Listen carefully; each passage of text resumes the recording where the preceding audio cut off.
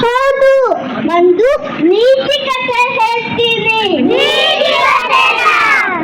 ನಾನು ಒಂದು ಟೋಪಿ ಮಾರನ್ ಕಥೆ ಹೇಳ್ತೀನಿ. ನನ್ನ ಹೆಸರು ಶಂಕರಪ್ಪ. ಟೋಪಿ ಮಾರನ್ ಶಂಕರಪ್ಪ.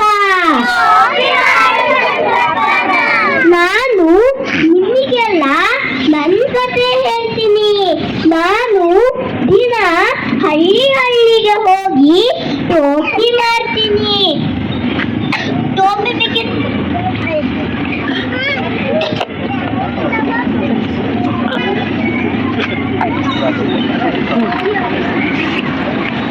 ಬೇಕೇನಮ್ಮ? ಟೋಪಿ ಟೋಪಿ ಬೇಕೇನಮ್ಮ? ಟೋಪಿ ಟೋಪಿ ಬೇಕೇನಮ್ಮ? ಟೋಪಿ.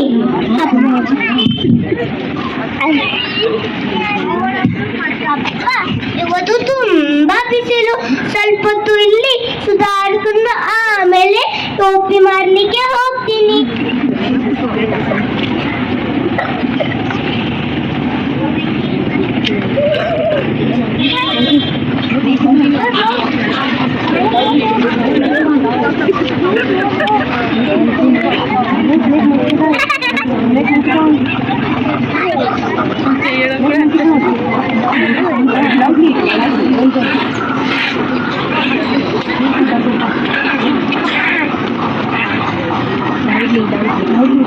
ನನ್ನ ಟೋಪಿಗಳೇನಾಯ್ತು?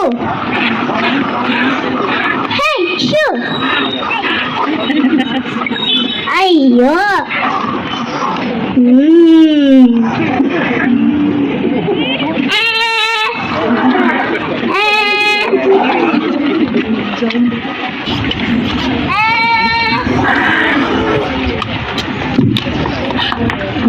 ಅಯ್ಯೋ ಅಯ್ಯೋ, ಈ ಕೋತಿಗಳ ಸ್ವಂತ ಬುದ್ಧಿನೇ ಇಲ್ಲ.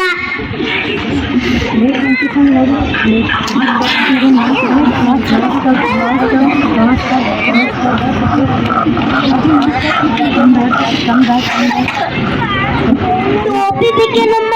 ಟೋಪಿ ಟೋಪಿ ಬೇಕೇನಮ್ಮ? ಟೋಪಿ.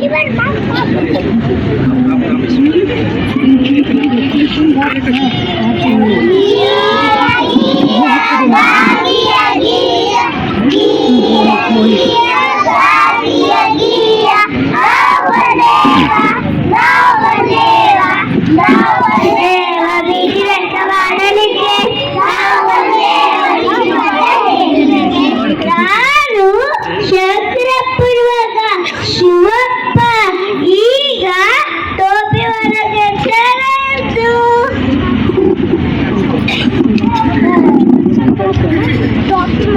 ಟೋಪಿ ಬೇಕಿರವ? ಟೋಪಿ ಟೋಪಿ ಬೇಕಿರವ? ಟೋಪಿ ಟೋಪಿ ಬೇಕಿರವ? ಟೋಪಿ.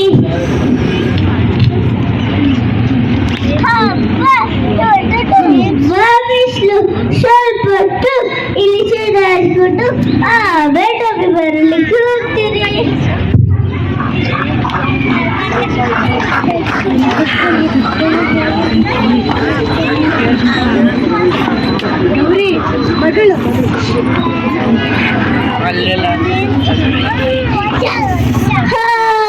ಅಯ್ಯೋ, ಟೋಪಿಗಳೆಲ್ಲ ಎಲ್ಲಾಯ್ತು? ಸಿರಿ ತಡೀವಿಗೆ.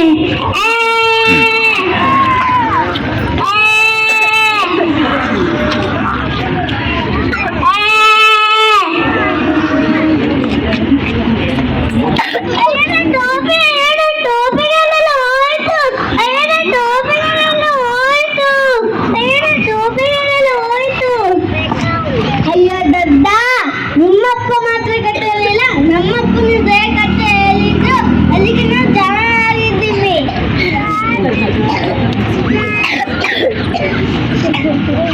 ಯಾವಾಗಲೂ ಇನ್ನೊಬ್ರನ್ನ ಕಣ್ಮುಚ್ಚಿ ಅನುಕರಿಸಬೇಡಿ. ಸ್ವಂತ ಬುದ್ಧಿ ಉಪಯೋಗಿಸಿ, ಅದೇ ಬುದ್ಧಿವಂತಿಕೆ.